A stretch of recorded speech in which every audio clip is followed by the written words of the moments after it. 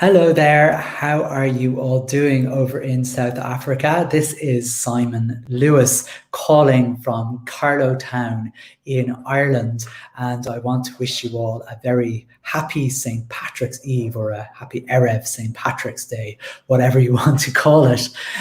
Gosh, I would love to be over there with you this year. In fact, I think I'd love to be anywhere except Carlow Town right now, such as the impact of the last year. When we all started to shut down certainly we shut down our country this time last year, and this will be our second St. Patrick's Day, I suppose, living with this COVID-19 virus. I'm not going to talk to you gladly. I'm sure you're happy to hear about the COVID-19 virus. But what I am going to talk to you about, maybe you won't be happy at all, is poetry, because when I am not doing my day job, well, I'm a primary school principal or a head teacher in Carlow Town. I am a published poet, and I have written two collections of poetry, and the first one is the one that I'm going to talk to you about. It's called Jewtown, and Jewtown is, some of you who have any links to Ireland may be surprised to hear that there is an area in Ireland called Jewtown, but you'll be glad to know that it was a nickname given to an area of Cork City back in the 19th century, when such an offensive term was probably acceptable. It wasn't known as Jewtown in any derogatory way. And I'm just going to tell you a little bit about this area of Cork City, which is the second city in the Republic of Ireland, and where most Irish Jewish people would be able to chart their ancestors' first steps into this country. And why I wrote my collection, Jewtown, was because my great-grandmother, much like most of Jewish people who live in Ireland, she would have started her life off boarding, coming off a ship from escaping the pogroms in Russia or Lithuania at the time, and ended up in Cork. I'm sure you'll probably hear this story 100 times if you haven't heard it 100 times before, but legend has it that most Irish Jewish people will believe the following story, which would explain why they ended up in Cork, because it seems like a very strange thing for a Lithuanian Jew to do, to end up in Cork and not somewhere else. I mean, most Jewish people, I don't think they would have heard of Ireland, I'm sure, but certainly had no aspirations to come to Ireland. In fact, New York was the destination of choice, the Golden Medina, as it would have been known. And most Irish Jews would tell the story that their family, when they were sailing across Europe, they would have heard the captain shouting, "Welcome to Cork," and they misheard him and thought he said, "Welcome to New York," and got off the ship and must have been very disappointed when they didn't see the Statue of Liberty and all the rest of it. But I mean, to be honest, I don't think the story is really true, as lovely as it might sound.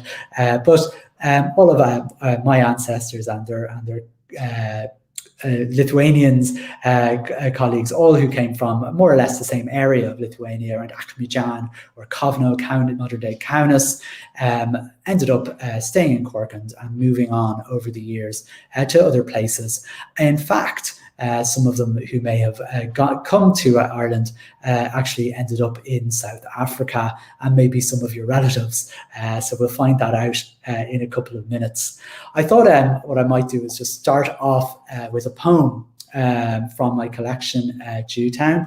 And this poem really, I suppose, reimagines what it must have been like, or what it may have been like for Jewish people coming to Cork for the first time. And this one is called Foot. When it was time to move to America, we left our home under cover. Father slapped me when I stubbed my toe on a jagged stone and let out a yelp. He scolded me that any sound could murder us if the Russian army heard. I do not know how long it took to creep onto the ship. I spent the weeks looking at my swollen toe, its nail black, and the scab was oozing yellow through the cracks of the puce, and I felt the redness moving upwards like lava. It gave me something to look at, while others were bothering with rats, nausea, and death. I woke in a hospital bed to hear Mother grumbling that in New York they could have saved it. When he saw my eyes, Father smiled and held my leg like a prize, gripping the stump in his palm. An artificial foot cannot feel the stone or gravel or the cracks of Blackrock Road or Albert Quay. But I knew I now was rooted here, one slow step after another, planted in this city. The Cork Jewish community, for those of you who don't know, is not very large by any stretch of the imagination, about 300 families at its peak. And it grew really from a very small community in the late 19th century and up until about the 1920s, 1930s, when it sort of declined and continues to decline really to this day, where the only surviving synagogue closed down in 2016. There is a Jewish community in Cork, which is very different from the Jewish community that was around before 2016, and very much more female-led and more liberal in their views and progressive in their views. And it's known as the Munster Jewish community, and they do some wonderful work keeping the Jewish community of Cork and the wider region of Munster alive, and very much appreciated, I'm sure, by any Jewish people living in the Munster area. I did mention a few minutes ago about some families who came to Cork, leaving to go to South Africa. And while I was doing my research for these poems, most of my research came about from the census records from 1901 and 1911 in Ireland, and I found little, and all of my poems are based on these census records or little stories I found in newspapers, but I fictionalized everything because I'm not sure what Jewish communities are like in South Africa, but certainly any Jewish community I've come across, people love to point out the mistakes you make. That didn't really happen, did it? And so on. So I'm being facetious there, but I hope you didn't mind that little slant. But anyway, one poem that I wrote in the collection was based on two sisters that lived together in Cork, and I completely fictionalized what I imagined their story might be in the poem, and I will read the poem. One of a member of one of the Jewish communities in South Africa contacted me after buying the book and asked me about my poem Two Sisters, and said they wouldn't by any chance have been these two women from the census record, but the particular census record. And lo and behold, he was right.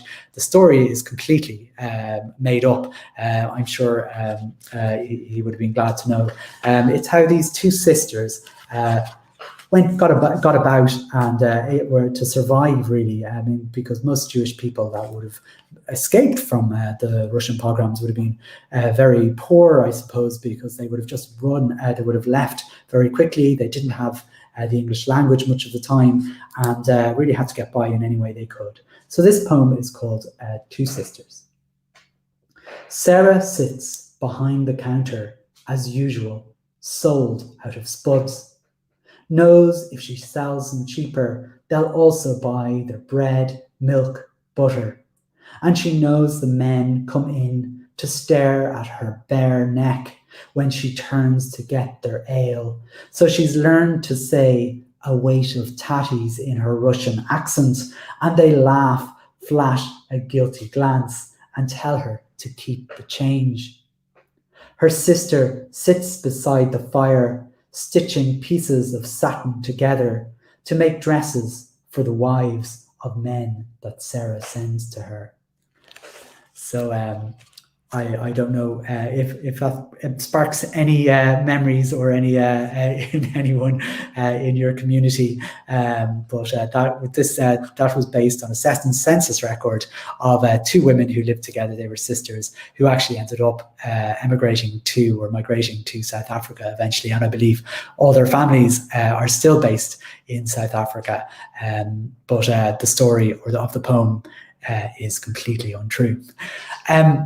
I suppose the Cork, in researching the Cork Jewish community, I suppose I learned quite a lot. There isn't a lot of, as I said, a lot of I suppose, evidence about the community, just census records, a bit of academic research from UCC, and also some genealogical work from Stuart Rosenblatt, who may be familiar to some of you. He would have been responsible for the Irish Jewish Genealogical Society, where he tried to capture any Jewish person ever set foot in the country, and it has a massive and fantastic encyclopedia of work, which I used extensively to find little stories and little tidbits of information of things that may have happened to Jewish people who lived in Ireland, either lived here all their lives or lived or maybe just set foot for a little while, like the sisters I spoke about.